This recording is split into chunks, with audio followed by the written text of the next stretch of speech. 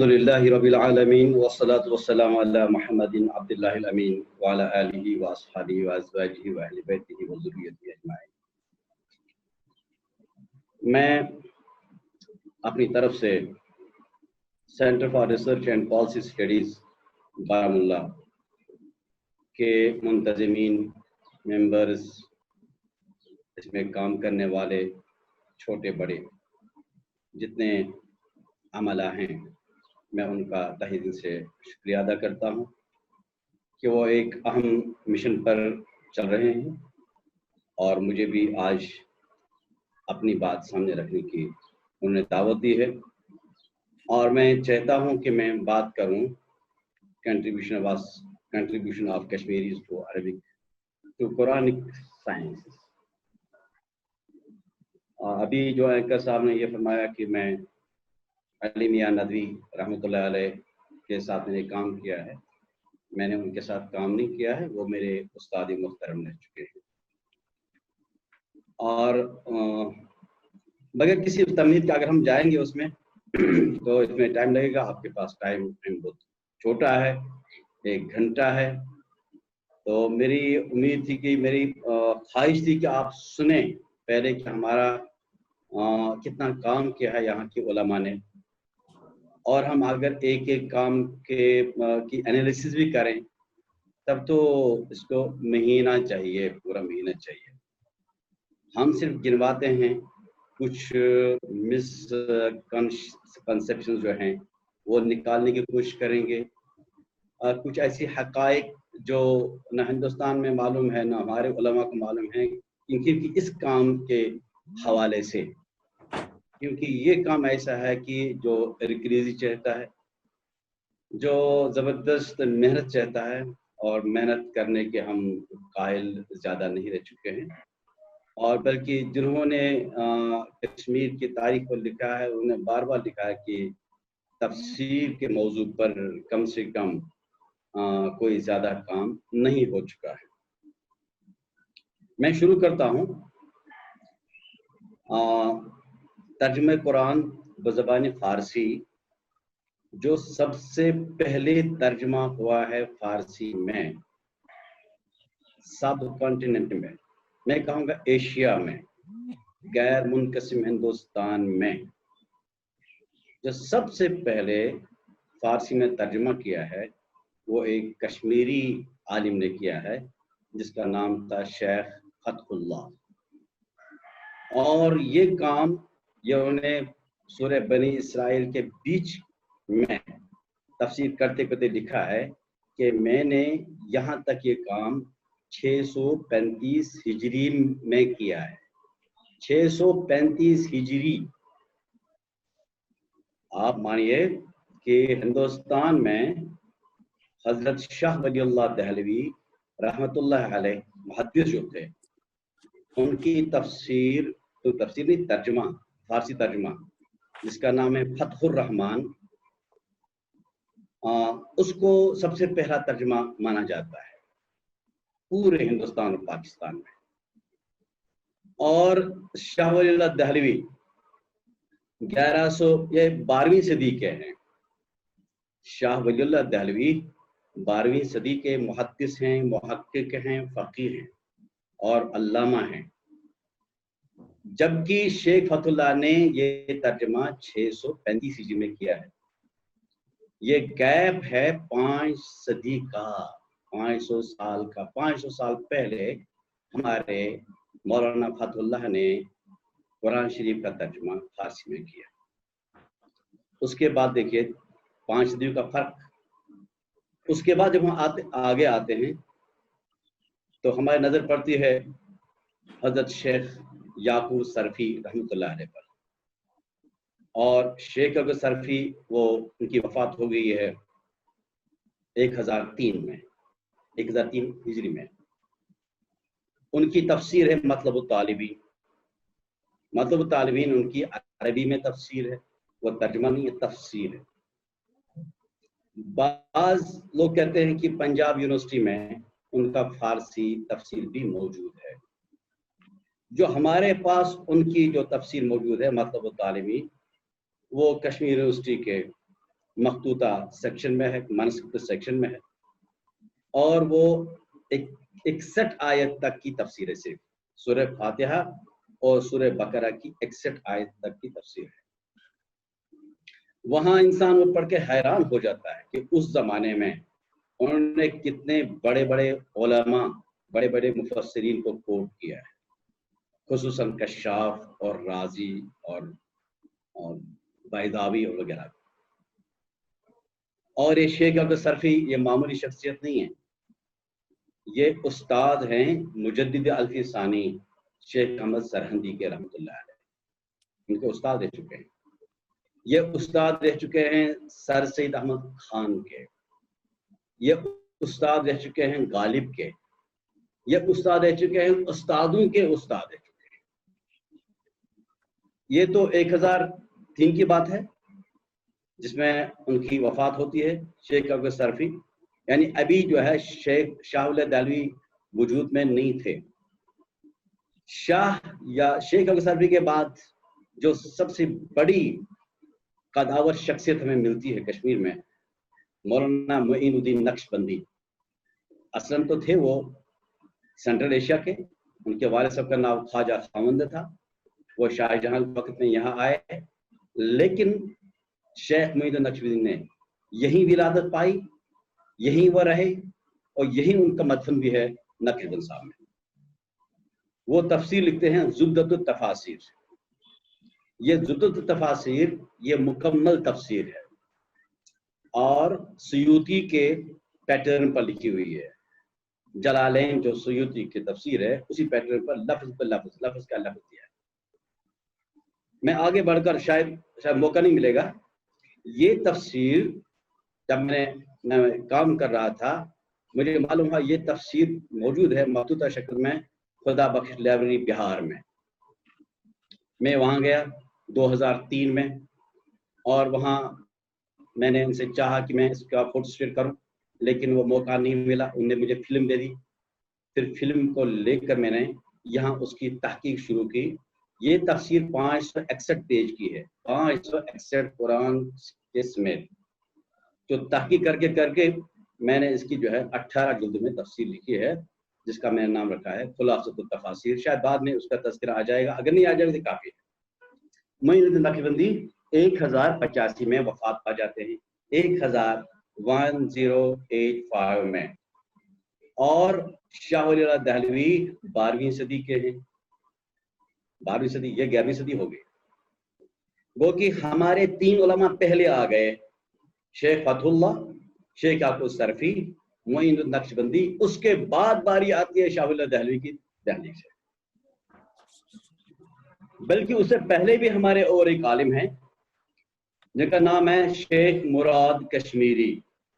शेख मुराद कश्मीरी मुनफरिद किताब लिखते हैं कुरान के हवाले से।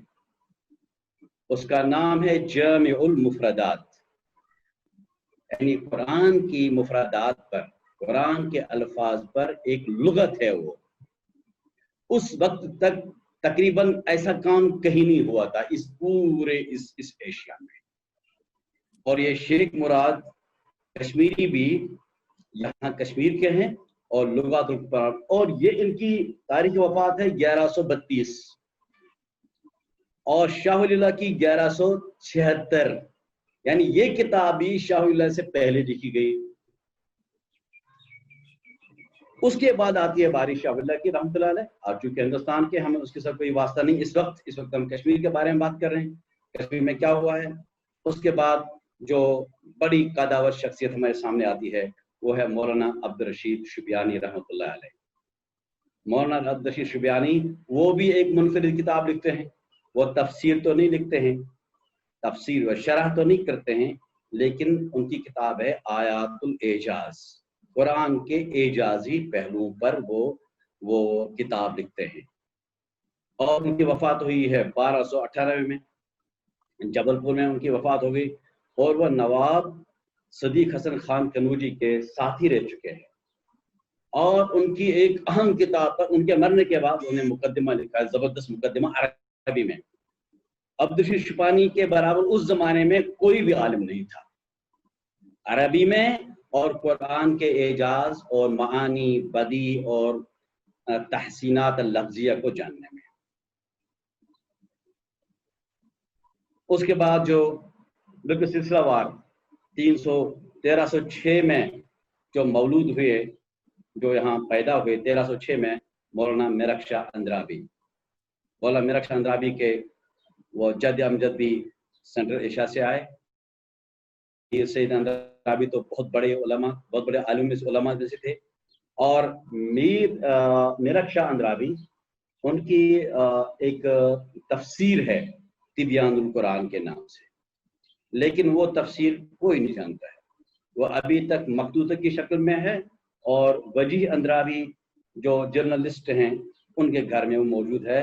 وہ کہیں ترجمہ ہے اس کا کشمیری میں، اور کہیں اردو میں، کہیں چھوٹ رہا ہے، کبھی چھوڑ دیا ہے، کیونکہ جس وقت میں وہ تفسیر لکھ رہے تھے اس وقت یہاں سیاسی اتھل پتھل زبردست تھی، اور تحریک خلافت وہ چلاتے تھے، ان کو یہاں سے پھر بھاگ جانا پڑا، پھر ان کی وہ کتاب ایسی رہی۔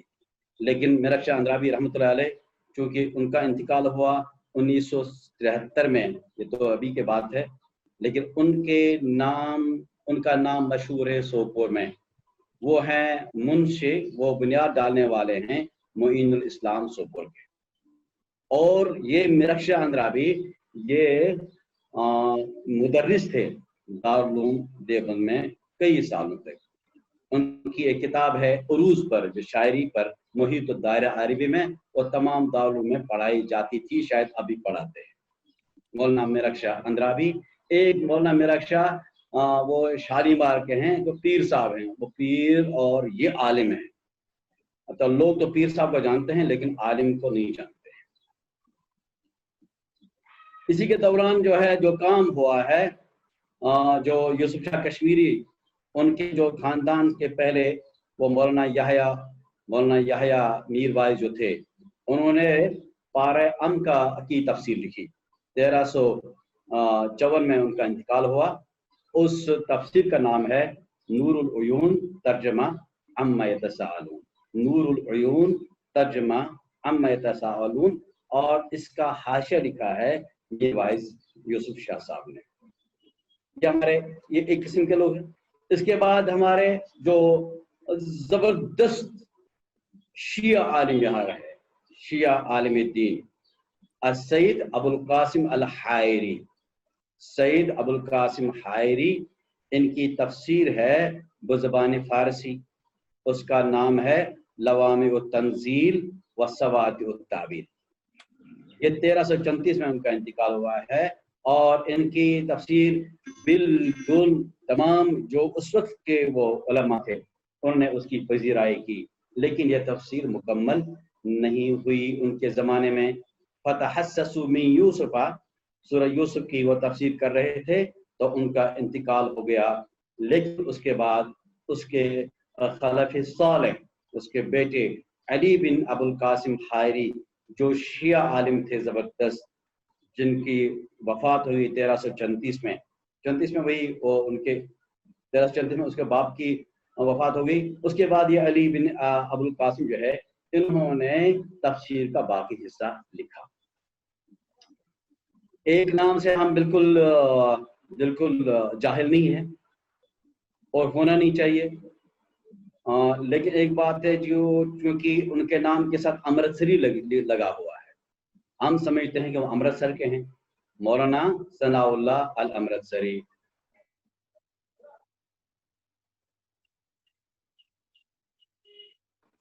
وہ اصل قاضی گنڈ کے تھے، اور قاضی گنڈ سے ان کے والد، ان کے جد جو اس وقت میں امرتسر جاتے تھے اور وہاں جو ہے وہ تجارت کرتے تھے، اسی کے ساتھ جو ہے یہ ثناء اللہ صاحب جو ہے وہ ان کی ولادت ہو گئی۔ ہیں وہ کشمیری، بلکہ وہ ایک خط لکھتے ہیں، مجھے ایک خط یاد ہے ان کا، خط کسی صاحب کو لکھتے ہیں، نیچے لکھتے ہیں خاکسار ثناء اللہ کشمیری، ساکن قاضی گنڈ، ضلع سری نگر۔ ان کی تفسیر ہے تفسیر القرآن بکلام الرحمن، یہ مکمل تفسیر ہے، تفسیر القرآن بکلام الرحمن، یعنی تفسیر القرآن بالقرآن۔ سب سے اہم ترین تفسیر مانی جاتی ہے وہ تفسیر جب قرآن کی تفسیر قرآن سے ہی کی جائے. کہیں کوئی آیت مجمل ہوگی، مختصر ہوگی، اور دوسری جگہ اللہ تعالیٰ اسی آیت کی کسی اور صورت میں تفسیر بیان کرتے ہیں، وہ اس صورت کی آیات کو لانا اس صورت کی شرح میں اس کو تفسیر.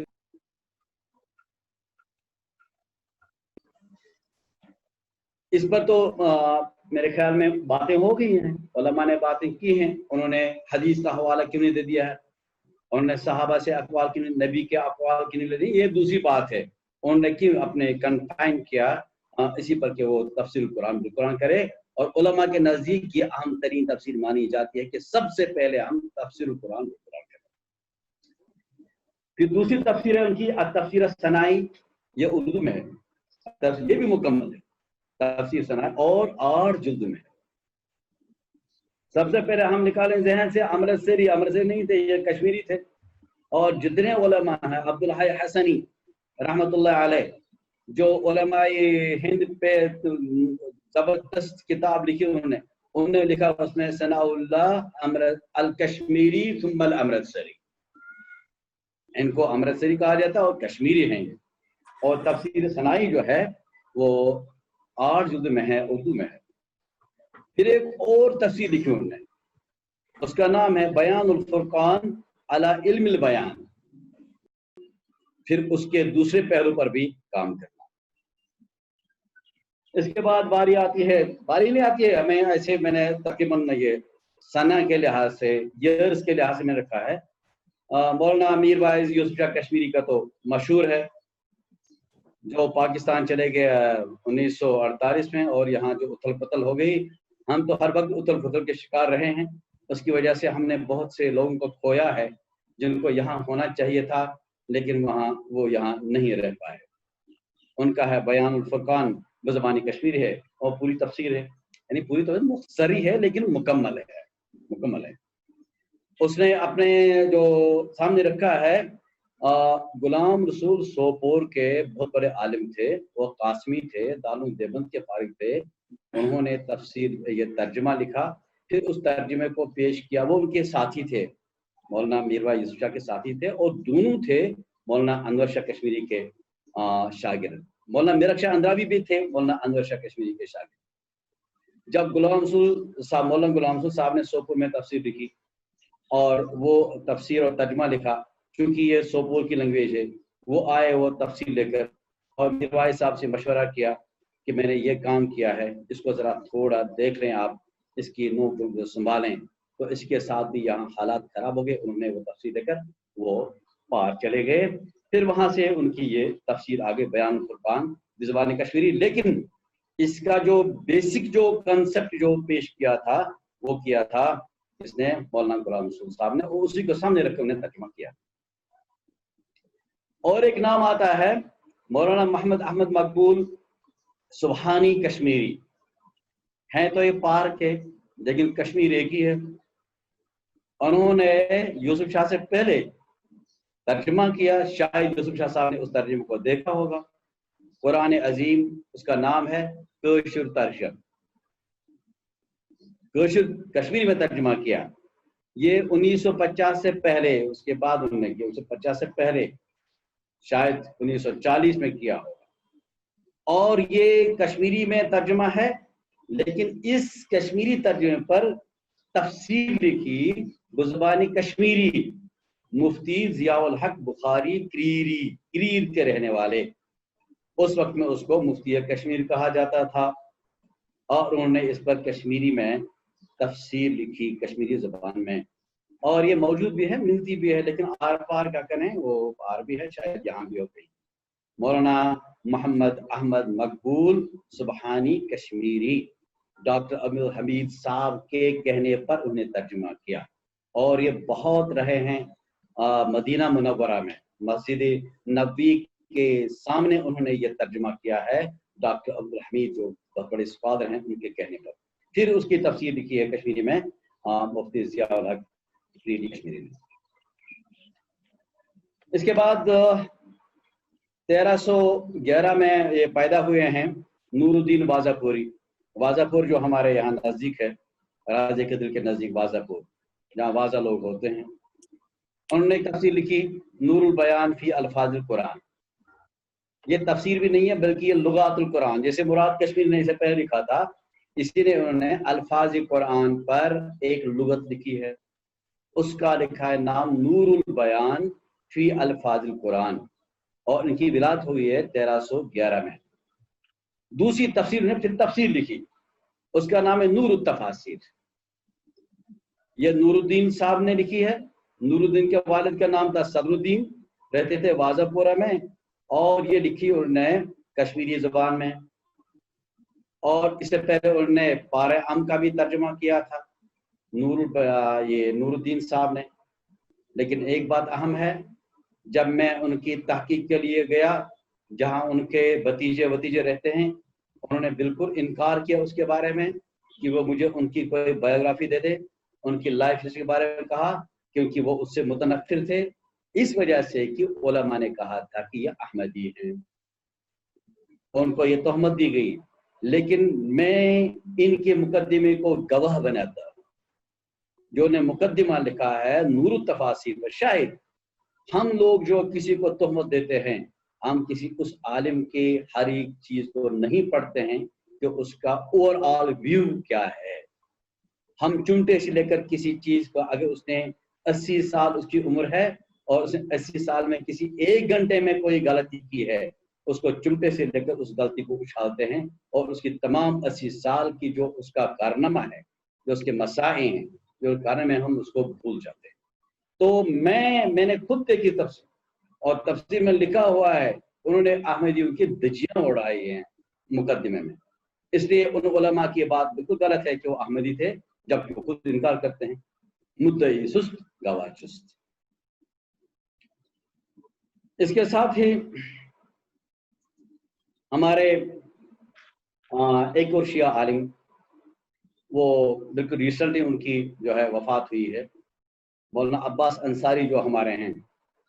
अब्बास अंसारी शिया आलिम जो हैं और सियासी भी, उनके भाई हैं मुस्तफ़ा हुसैन अंसारी। मुस्तफ़ा हुसैन अंसारी शिया आलिम हैं। मैंने परसों ही उनकी वो तफसीर देखी। जब मुझे मालूम हुआ कि मुझे कुछ कहना है, मैंने सोचा कि मैंने सुन्नी हजरात के बारे में तो कुछ मवाद मुझे है, कुछ मवाद जमा करना पड़ा, टेलीफोन करने पड़े। मैं पूरी ताकीद के साथ ये बात कहूँ कि कोई और बात इसमें रहनी नहीं चाहिए। ऑप्शन होते हैं, वहाँ रह सकते हैं, वहाँ इसमें गुंजाइश है, लेकिन मैं अपनी हद तक अपने आप को मुतमईन करूँ कि जो मैंने काम किया है, जो मैंने जमा किया है, ये तकरीबन 90% सही है।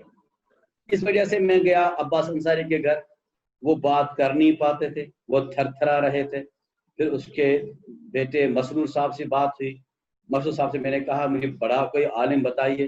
हालांकि बड़े आलिम जो वहाँ गांधर यहाँ में यहाँ हैं, मौलाना आका साहब, आका बाकिर साहब मेरे दोस्त हैं, उनको भी मैंने फ़ोन किया। फिर कहा कि आपकी इस कमेटी में कोई तफसीर पर काम हुआ है तो। लेकिन ये जो हैं, ये जो मुस्तफ़ा हुसैन अंसारी, जो अब्बास अंसारी के भाई हैं, नरवरा में रहते हैं, उनका इंतकाल हो गया है। उन्होंने, ये शिया आलिम हैं, उन्होंने 2 जुल्द में, मैंने खुद देखी, 2 जुल्द हैं उनकी, वो उर्दू में उन्होंने तफसीर की है। और उससे पहले, इन 2 तफसीरों से पहले, वो मुख्तसर ही हैं लेकिन बहुत बहुत अच्छी तफसीर है। ये नहीं कि उन्होंने कोई क्या कहते हैं, जो असबियत होती है वो ट्रेंड चली हमारे यहाँ, या मसलकियत की, फिरका परसी की ट्रेंड चली हमारे यहाँ, उससे बालातर होकर उसने इब्न कसीर को किया है, कोट किया है, उन्होंने बैजावी को कोट किया है, उन्होंने कुर्तुबी को कोट, मैंने खुद देखा अपने आप से। तो उन्होंने वो तफसीर लिखी है, 2 जुल्द में है वो उर्दू में। लेकिन उससे पहले उन्होंने बज़बानी कश्मीरी पारे अम का तर्जुमा किया था। उसका नाम रखा था कश्फुल अनीक फी शरही कानूनिल अमीक।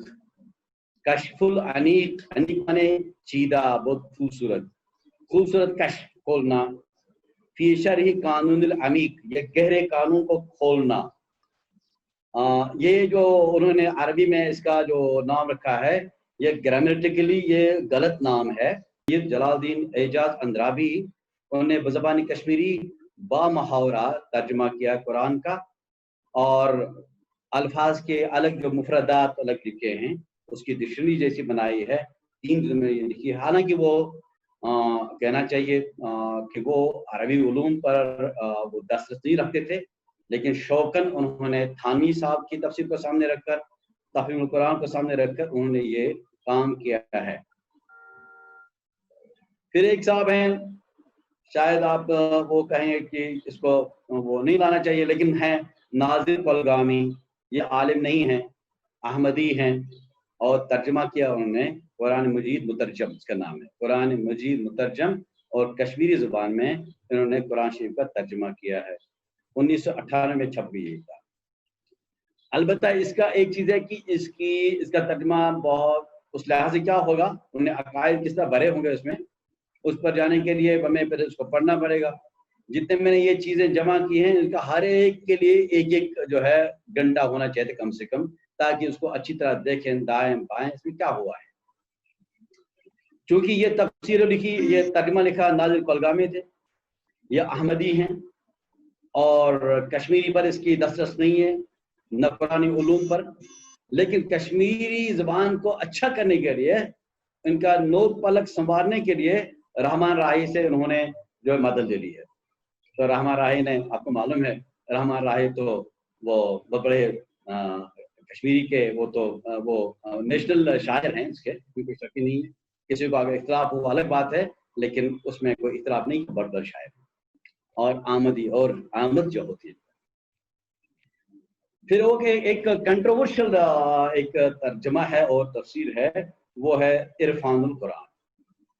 مرزا عارف بیگ جو شاعر تھے، جن کا کوئی قرآن کے ساتھ پہلے بہت سی لائف تک کوئی تعلق نہیں تھا، اللہ تعالیٰ ان کو مغفرت فرمائے، اور پھر ان کا شوق ہو گیا تو انہوں نے اس کا ترجمہ کیا، پھر منظوم تفسیر بھی لکھی، ترجمہ کیا کشمیری میں، پھر منظوم تفسیر لکھی، اس میں بہت لیدے ہو گئی۔ حالانکہ قاسم شاہ بخاری نے اس کا افتتاح کیا، اس کو ریلیز کرا کر کے یہ کیا ان کے ہاتھوں، لیکن ان کو معلوم نہیں تھا اس میں کیا اندر ہے، کیا چیزیں بھری گئی ہیں، اور یہ غیر عالم جب عالم یہ قرآن کا کام کرے، یہ کوئی معمولی بات نہیں ہوتی ہے۔ تو عرفان القرآن بھی کئی جلد میں آئی، 2-3 جلد میں، وہ بھی بازار میں موجود ہے۔ اب اس پر کچھ کام بھی ہوا ہے دائیں بائیں، تو وہ ٹھیک کیا گیا ہے۔ اور ایک ترجمہ ہے، شاید آپ لوگ زیادہ جانتے ہوں گے، مولانا قاسم شاہ بخاری، انہوں نے قرآن شریف کا ترجمہ کیا بزبانی کشمیری، اور اس کا نام رکھا ہے کفایت البیان۔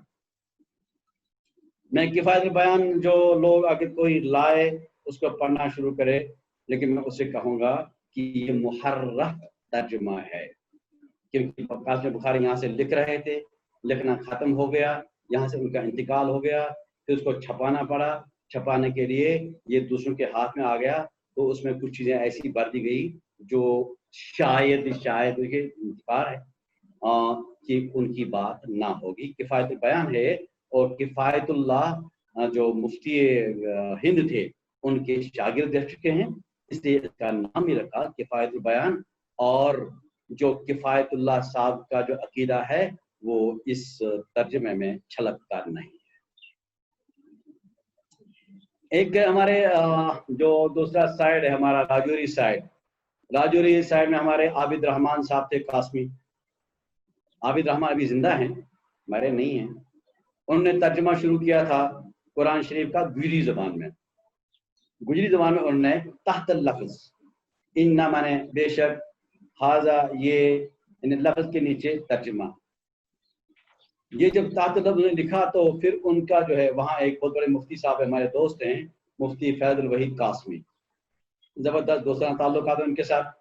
جب انہوں نے یہ ترجمہ دیکھا تو کہا کہ ہم اس کو ذرا نکھار لائیں گے۔ تو مفتی فیض الوحید تو زبردست عالم ہے، زبردست دسترس رکھتے ہیں، تو اس نے اس ترجمے کو بیس بنا کر فیض المنان ترجمہ لکھا بزبانی گجری قرآن شریف کا، فیض المنان، اور تھوڑا سا ترجمہ اور تفسیر کی گجری میں۔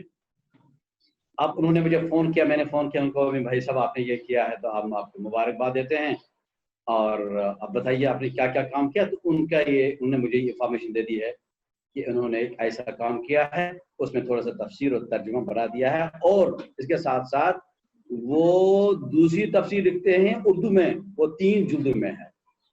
کیونکہ اب یہ کام شروع ہو گیا ہے, آپ شروع کرتے کرتے انسان کہتا ہے کہ میں نے گجری میں لکھا ہے, اردو میں اس کو بڑھائیں کچھ اور چیز. 3 جلد میں وہ تیار ہو چکے ہیں اور چھپنے کے قریب ہے وہ. مفتی فیض الوحید قاسمی. اور ہمارے ایک دوست ہیں جو کلچرل اکیڈمی میں کام کرتے ہیں, مفتی شفیق الرحمان قاسمی صاحب ہیں, وہ وہاں عربک کے ایڈیٹر ہیں. وہاں تو عربک کا ایڈیٹر کوئی کام کرنا نہیں ہے, وہاں شیرازہ نکلتا ہے, شیرازہ ہونا چاہیے عربک میں تاکہ اس کو جوڑ دے, کنیکٹ کرے عالم عرب کو کشمیر کے ساتھ. جیسے میں نے سیکرٹری صاحب سے کہا تھا کہ یہ عربی میں ہونا چاہیے, انہوں نے ہاں میں ہاں بھر لی, لیکن ہوا کچھ نہیں. اب وہ ایک پوسٹ ہے وہاں عربی ایڈیٹر پوسٹ, لیکن ایک کام تو کیا انہوں نے کہ انہوں نے ترجمہ کیا قرآن شریف کا پہاڑی زبان. فیض الوحید اور عابد الرحمان کا ہے گجری میں, لوگ اس کو نہیں سمجھتے, الگ الگ ہی کر پاتے ہیں. گجری زبان الگ ہے اور پہاڑی زبان الگ ہے. پہاڑی ملتی جلتی ہے ڈوگری زبان سے وغیرہ. مفتی شفیق الرحمان صاحب قاسمی نے قرآن لکھا بزبان پہاڑی, اور یہ پہاڑی زبان بولی جاتی ہے صوبہ سرحد میں, گوجرانوالا میں, آزاد کشمیر میں پہاڑ زیادہ بولی جاتی ہے. اس حصے میں پہاڑی میں لکھا. اور ہمارے ایک دوست ہیں ڈاکٹر محمد امین مدنی سلفی, جو +2 کے لیکچرار ہیں, اور انہوں نے بھی گجری زبان میں قرآن کا ترجمہ کیا ہے. تو اس کے بعد جو آخری میں بات کروں, میرے خیال میں وہ اس سے پہلے میں اور ایک بات کروں, وہ ہے کہ جو خلاصۃ التفاسیر ہے جو میں نے لکھی ہے, جو میں نے زبدۃ التفاسیر کو ایڈٹ کیا ہے, ایڈٹ نہیں, اس میں تمام میرے ذہن میں جو میں نے 18 تفسیریں سامنے رکھی تھی متقدمین کی عربی, میں نے دیکھا کہ یہ آیت ہے, اس آیت میں اگر اس نے یہ لکھا ہے جس کی میں تحقیق کر رہا ہوں, اس کے ڈائمنشنز کتنے اس لفظ کے, فلاں نے کیا لکھا, فلاں نے کیا لکھا, فلاں اگر قول ایک ہی جیسا ہے تو میں نے ایک قول لکھا ہے, اگر ان کے اقوال مختلف ہیں تو میں نے تمام اقوال کو جمع کیا ہے. بیضاوی نے یہ لکھا ہے, کشاف نے یہ لکھا ہے, قرطبی نے یہ لکھا ہے, اور اس نے رازی نے یہ لکھا ہے, ابن کثیر نے یہ لکھا ہے, ابن سعود نے یہ لکھا ہے, ابن عباس کے اس میں قول یہ ہے, تمام قول جمع کر کے, اور یہ 10,000 پیج پر مشتمل ہے. اور وہ میں چاہتا تھا 18 جلد میں وہ آ جائے, لیکن ہم اس کو ذرا ریڈیوس کرتے سب شاید 10 جلد میں, ایک جلد 10 ایک ہزار کی ہوگی, 10,000 کی, اور 10 جلد میں آ جائے گی انشاءاللہ پلس تک. اور اس میں بالکل الفاظ کی تحقیق کی گئی ہے, گرامیٹیکل بھی تحقیق بھی ہے, اور اور محسنات لفظیہ اور لغت سے متعلق اس کی تحقیق کی جاتی ہے. تو دارالعلوم کا زبردست رول ہے اس میں, کوئی شک ہی نہیں. دارالعلوم میں جو کام ہوتا ہے, حالانکہ جتنا کام تفسیر پر ہونا چاہیے یہ مان لیں اتنا کام نہیں ہوتا ہے, جتنا مطلب ٹرسٹ ہونا چاہیے تفسیر پر قرآن پر, اتنا دارالعلوم میں نہیں ہے. زیادہ زیادہ ٹرسٹ ہے حفظ قرآن پر. حفظ قرآن کافی نہیں ہے. قرآن کہتا ہے کہ افلا یتدبرون القرآن ام علی قلوب اقفالها افلا یعقلون افلا یتفکرون. قرآن تدبر, تفکر, تعقل کے لیے آیا ہے, تو حفظ سے کام نہیں چلے گا. اس کے لیے ہوگا ثواب, ہوگا اس کے باپ کے لیے, اس کے لیے, ماں کے لیے, لیکن جو لوگوں تک پہنچانا ہے, اس میں جو مسائل ہیں, وہ چیزیں جو حاصل کرنی ہیں, بہرحال تو یہ بھی ایک کام ہے جو ہوتا ہے دارالعلوم. پھر اس کے ساتھ ساتھ مکاتب کا بھی رول ہے, جو ہمارے مسجد کے ساتھ تھے اور ہیں بھی. اب کچھ کمزوری آ گئی ہے. ہر ایک مسجد کے ساتھ مکتب ہوتا تھا, درسگاہ ہوا کرتی تھی. خاصتاً جو ایک معطوب جماعت ہے, انہوں نے کتنا کام کیا اس میں, اور فلاح و داری کے بارے میں مجھے کچھ معلوم ہوا کہ وہاں بھی وہ کام کر رہے ہیں. اور ہر ایک مسجد کے ساتھ ایک درسگاہ ہوتی ہے.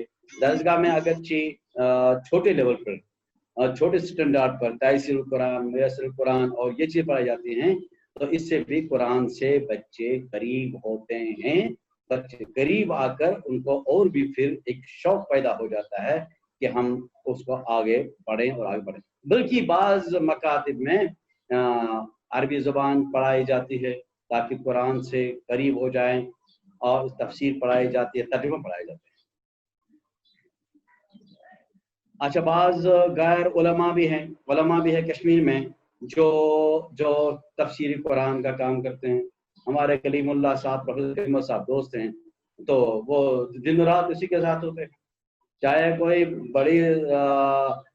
بڑے ہتھیار سے لڑے، کوئی خنجر سے لڑے، کوئی جو ڈنڈا لے کر اٹھے، لیکن کام ہی تو کر رہا ہے. ہم کہیں گے کہ عالم بالقرآن نہیں ہے تو اب وہ کام چھوڑ. نہیں، عالم بالقرآن ہونا ضروری ہے، عالم بالقرآن ہونا ضروری ہے، کوئی شک نہیں ہے. لیکن اس کے بغیر جو مفسر تھے، جو تفسیر لیتے تھے ابن عباس سے، کہتے ہیں لا یحل لأحد یؤمن باللہ والیوم الآخر، نہیں ہے حلال کسی شخص کے لیے بھی جو اللہ پر اور اللہ کے اور آخرت پر ایمان رکھتا ہو، ان یتکلم فی کتاب اللہ، وہ کتاب اللہ کے بارے میں کوئی کلام کرے، اذا لم یکن عالما بالعربیہ، اگر وہ عالم بالعربیہ نہ ہو، عربی لینگویج کا عالم نہ ہو. عربی لینگویج نہیں آتی ہے کہ وہ ہاذا ذالک کا نہیں. عالم بالقرآن کے معنی ہے کہ اس کو عربی زبان میں ڈیپتھ حاصل ہے. ڈیپتھ حاصل نہیں ہوتا ہے جو بولتے ہیں، یہ نہیں ہوتا ہے سعودیہ گیا وہاں سے آ گیا، یا سعودی والے عربی بولتے ہیں وہ ہو گیا. نہیں، وہ سائنس آف لینگویج جانتے ہوں، وہ فقہ اللغہ جانتے ہوں، وہ الفاظ کی ماں باپ، اس کا جو ہے جد امجد، اس کی پھوپھی، اس کا دادا، اس کے ذریات جانتے ہوں، لفظ آیا کہاں، ہجرت کہاں سے کی، ہجرت کر کے اس کا جو ہے خیولہ کیسے بدل گیا، یہ چیز معلوم ہونی چاہیے. اگر نہیں ہوگا تو امام مجاہد کہتے ہیں کہ تو ایسا جو ہے ایسے آدمی کو قرآن پر تفسیر کرنے کی گنجائش نہیں ہے. اور یہ بات کہی ہے امام سیوطی نے، میری بات نہیں ہے، امام سیوطی نے مجاہد کا ایک قول الاتقان میں بیان کیا ہے. امام مجاہد اتنے سخت تھے اس میں، بلکہ یہ تو مشہور ہے کہ جب مسجد نبی میں ایک شخص تھا جو واز پڑھتا تھا، حضرت علی نے دیکھا کہ یہ کیا کر رکھے، یہ واز پڑھتے ہیں، تو کہا کہ آپ عالم بالعربیہ ہیں، ناسخ منسوخ جانتے ہو؟ کہا کہ نہیں. تو اس کو کھینچ کے باہر کیا، کہا کہ لا ترجع الى هذا المسجد ابدا، اس مسجد میں دوبارہ نہیں آنا، کیونکہ عربی جو آپ ہیں اس کے لیے عربی کا جاننا ضروری ہے. امام مالک نے فرمایا لا اوتا برجل، میرے پاس کوئی آدمی نہ لایا جائے، اگر لایا جائے غیر عالم، جو عالم نہ ہو، باللغت العرب، عربی زبان کا، یفسر کتاب اللہ، پھر کتاب اللہ کی تفسیر کرتا ہے، الا جعلت له نکارا، میں اس کے اتنے کوڑے دلواؤں گا وہ دوسروں کے لیے عبرت بن جائے گا. امام مالک ہے، اور اس کا جو ہے اتقان میں اس کا یہ حوالہ ہے. تو اس طرح پر جو ہے نا، یہ ایسی چیزیں نہیں ہیں کہ ہم تفسیر جو پڑھیں تفسیر کریں، اس میں غیر عالم لوگ بھی آئے ہیں، لیکن غیر عالم لوگوں کا بھی جو عام طور پر تو اتنا ڈیپتھ کون پیدا کرے گا، پھر تب تک ہماری زندگی ختم ہو جائے گی. تب اسی لیے بہتر ہے کہ ہم دائیں بائیں تفاسیر جو ترجمے ہیں انگلش میں ہیں، انگلش میں زیادہ کم، بلکہ اردو میں جو ہمارے محنکین محققین بڑے بڑے مفسرین ہیں، جو ان کی تفاسیر پڑھ کر لوگوں کو پڑھائیں تو بہت اچھی بات ہے. تو دارالعلوم کا جو ہے ایک رول ہے، مکاتب کا رول ہے، علماء غیر علماء اور علماء جو تفسیر کا درس دیتے ہیں کشمیر کے اطراف میں دیتے ہیں، اور اردو تفسیر کی طرف رجحان بڑھتا ہے. میں ایک ایسی بات کروں گا جو آپ کے شاید مزاج کے مطابق نہ ہو. تفسیر القرآن جو اردو میں تفسیریں ہیں ان کی طرف رجحان بڑھ رہا ہے، اور اس کا سہرا جاتا ہے مسلکیت اور فرقہ پرستی کی طرف. آج جو ہے بہت سے لوگ، مجھے تنقید کرنی ہے اس شخص کو، یہ شخص مجھے بھاتا نہیں ہے، یہ شخص میرے مسلک کا نہیں ہے، لیکن مجھے اس کی تنقید کرنی ہے، اور اسے تفسیر لکھی ہے. اب میں اس کی تفسیر کے پیچھے پڑھوں گا، اپنے دماغ کے مطابق اس میں نون میں نقطہ نکالوں گا اور فیس بک پہ چڑھاؤں گا، واٹس ایپ پر لاؤں گا، ٹویٹر پہ لاؤں گا، بھائی ایسا لکھا ہوا ہے۔ تو اس سے کیا ہے، اس سے تفسیر پڑھنے کی طرف ایک رجحان بھی بڑھتا ہے، وہ کرتا ہے دوسرے لحاظ سے لیکن اس سے وہ تفسیر پڑھتا ہے۔ یہ مسلکیت کا اس میں رول بھی ہے اس میں، اور مجھے اس کا پورا تجربہ بھی ہے۔ اسی طرح جب خطبہ خطیب ہوتے ہیں مسجد میں، وہ بھی قرآن کی آیت سے شروع کرتے ہیں۔ اس طرح لوگ جو ہے عام طور پر جو ہے ان کو اس کی طرف جاتی ہے۔ اور مجھے کوئی یہ اس میں یہ بات چھپانے کی ضرورت نہیں ہے کہ یہاں جو جماعتیں ہیں، جماعت اسلامی ہے، تبلیغی جماعت ہے، اہل حدیث کی جماعت ہے، جو ان کے جو ہے ان کے علم کی طرف جو رجحان ہے، پہلے آخری دو جماعتوں کا، جماعت اسلامی کا اور علم کی طرف زبردست رجحان ہے۔ اور اس طرح سے وہ چاہے اپنے مسلکی کے وہ تراجم پڑھتے ہوں یا تفسیریں پڑھتے ہوں، لیکن پڑھتے ہیں